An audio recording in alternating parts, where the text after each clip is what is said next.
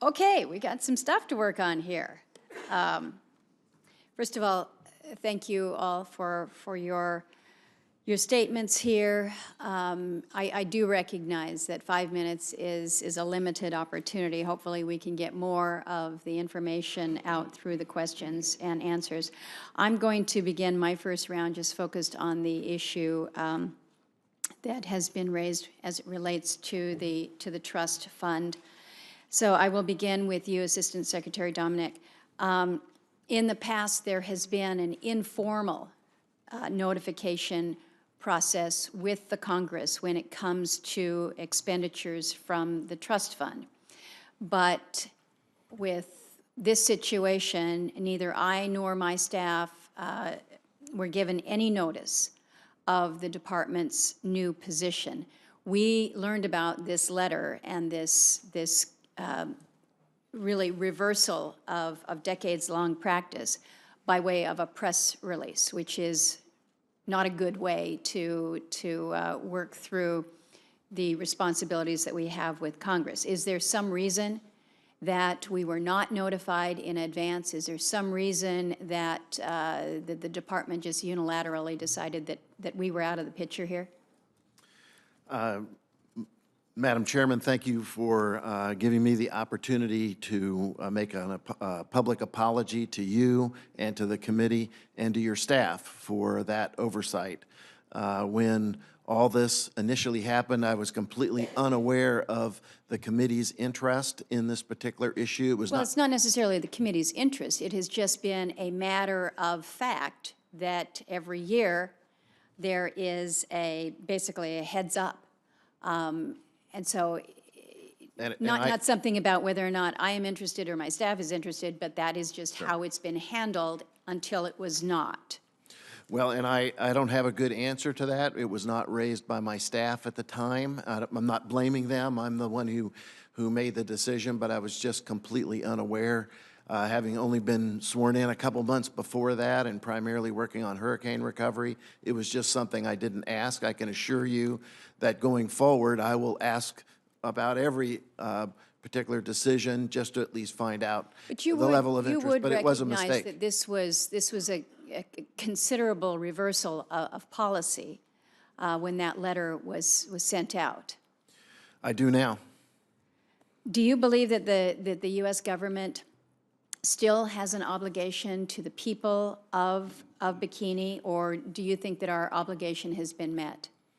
I do think we have an obligation to help them in every possible way we can. The trust fund, of course, was provided by Congress. That's their money, in our view, their money to spend on that their own behalf. Let me ask about that. About it is their money to spend. The understanding now is that the mayor almost unilaterally has that discretion now to spend however much he wants. I understand that there's some $57 million that is now remaining in the account. Do you feel that that there is no limitation or no restriction that should come with these dollars that came from the federal government as part of this agreement, as part of this trust fund, that $57 million could be spent tomorrow in one lump sum by the mayor if he should determine that he wants to spend it on whatever it is he wants to spend it on? I would say that we're not aware. I have no knowledge of exactly the decision-making in the Bikini Council of how they decide to spend the money. We're just not engaged in those kinds of decisions. Do you think that we should be engaged?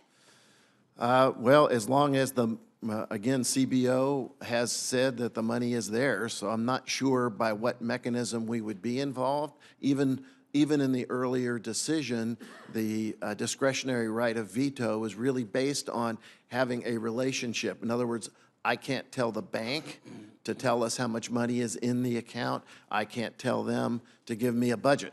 I don't have a way to compel a foreign entity to do that. But a discretionary right of veto essentially assumes that the department, specifically your oversight here, that you at least know what is going on, what is going out the door in terms of expenditures, just as the process has always been, that there would be a, whether it's a memo going back and forth saying that this is how much is being requested on an annual basis, that discretionary right of veto has always been in place, and now you're suggesting that we don't have a role. You say that there's still an obligation to the people of Bikini, but I'm confused by what you believe the role of the Department of Interior is at this point.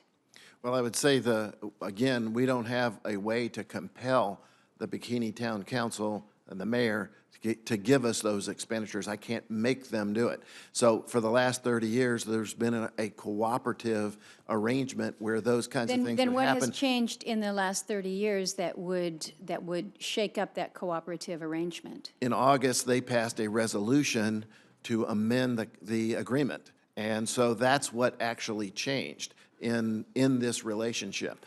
And after, again, working with our solicitor's office, they agreed it was a rightful amendment, that we could accept that amendment, and there was no other statutory regulation that would allow us to do additional oversight. So we felt like we had to agree to those terms because there was no other alternative. Well, I've got more questions. My time is out, so I'll turn to Senator Cantwell, but we'll come back on Thank this. you. Thank you. Thank you, Madam